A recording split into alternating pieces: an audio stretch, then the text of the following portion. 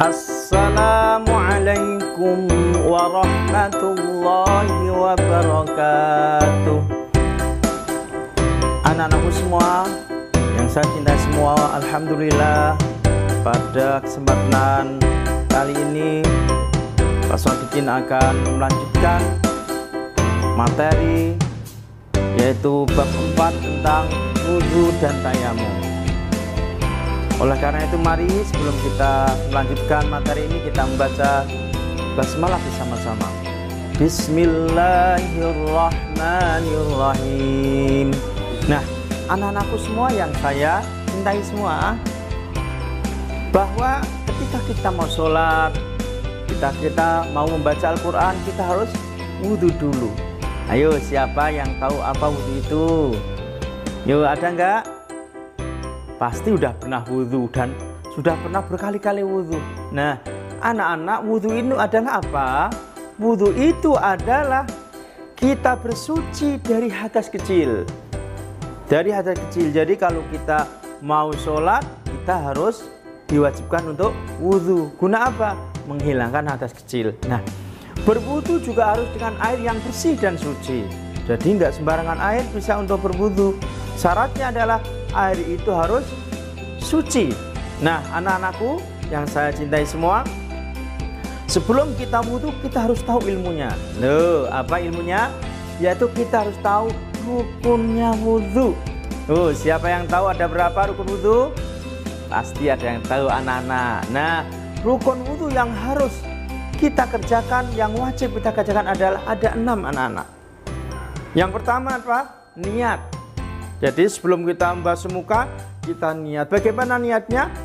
Niat insun, saya wudhu untuk menghilangkan hadas kecil, atau nawaitul wudhu'a li raf'il hadasil ashari fardhalillahi ta'ala. Kemudian yang kedua anak-anak, setelah kita niat, kita membasuh muka anak-anak. Gimana cara membasuh muka? Nah, semuanya rata ya. Semuanya rata dari sini sampai sini. Kemudian nomor 3, setelah membasuh muka, membasuh kedua tangan sampai siku. Contoh nih Pak Sodikin. Nah, dibasuh semua anak-anak. Ini ya, harus sampai siku, sampai siku. Nggak boleh cuma gini ya. Jadi ketika kita membasuh tangan harus sampai siku semua. Kemudian yang keempat anak-anak, mengusap sebagian kepala.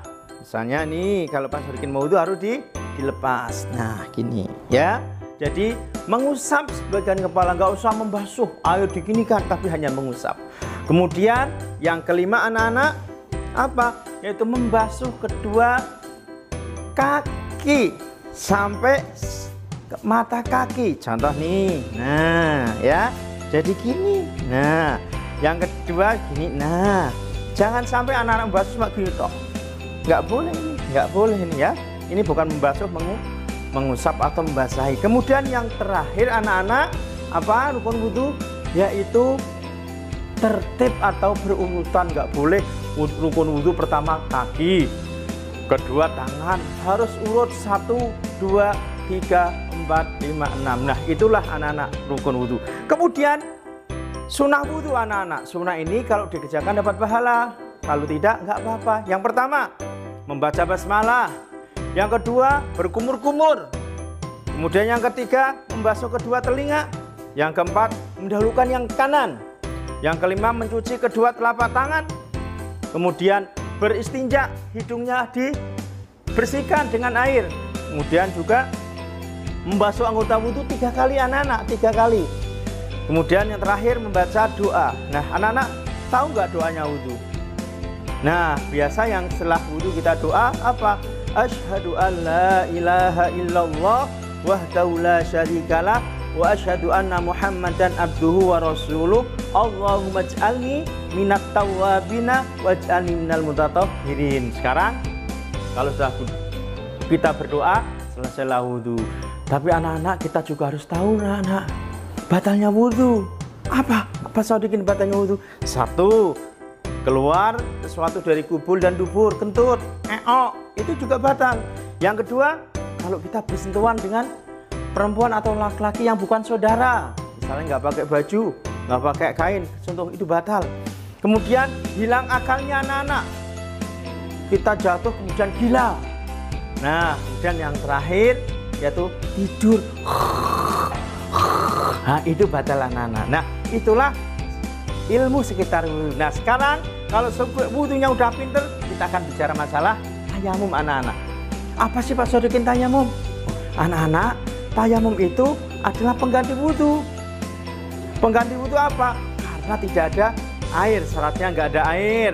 Yang dua sakit, ya. Apabila kena air, tambah sakitnya.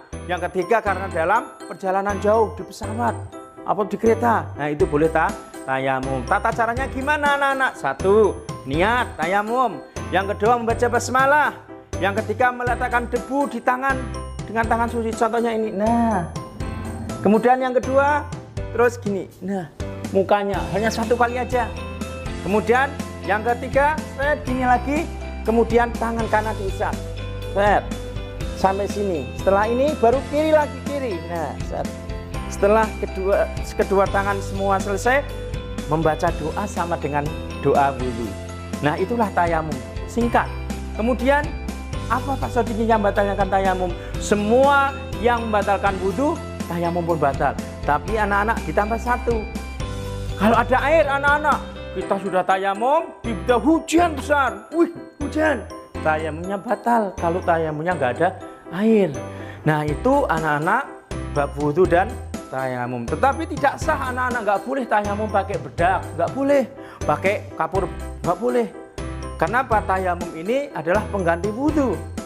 Nggak boleh tayamum ini sembarangan. Terima kasih. Nah, inilah anak-anak seputar wudu dan tayamum. Mudah-mudahan bisa bermanfaat bagi anak-anak. Terima kasih. Wassalamualaikum warahmatullahi wabarakatuh.